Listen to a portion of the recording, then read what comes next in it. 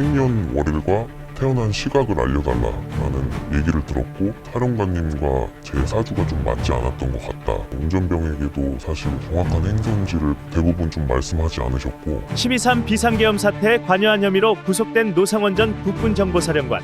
노 전 사령관이 계엄 전 수십 차례 전북 군산의 한 무속인을 찾아 김용현 전 국방장관 등 군 관계자들의 사주와 점을 본 것으로 확인된 가운데, 서울신문은 노 전 사령관이 현역 시절 운정병을 사주와 관상을 보고 뽑았다는 제보를 입수했습니다. 노 전 사령관이 국군정보사령관으로 재임하던 당시 운정병으로 발탁됐다는 예비역 A씨는 생년월일과 태어난 시간을 요구받은 이후 사주가 맞지 않는다는 이유로 교체됐다고 밝혔습니다.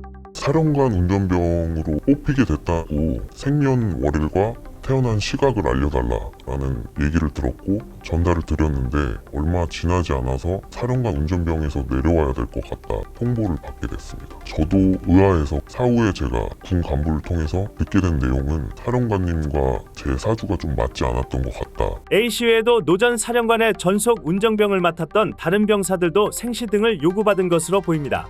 사령관 운전을 하게 됐던 후임인 친구들도 똑같이 생년월일과 생시를 알려달라 전달을 받은 걸로 알고 있습니다. 노 전 사령관이 대통령의 관상을 근거로 12월 3일을 이른바 계엄거사일로 찍었다는 이야기도 나오는 가운데, 병사들에게도 관상을 봤다는 주장이 제기됐습니다. 이력서가 전달드렸던 걸로 알고 있는데, 거기에 이제 사진이 있다 보니까 추측하기로는 사진을 통해서 관상을 좀 보시지 않았을까라는 생각을 하고 있습니다. 비상계엄 직전 경기 안산시의 한 롯데리아 매장에서 문상호 전 정보사령관 등과 비밀회동을 가진 노 전 사령관은 현역 시절 자신의 행선지를 명확하게 말하지 않았다는 전언도 나왔습니다.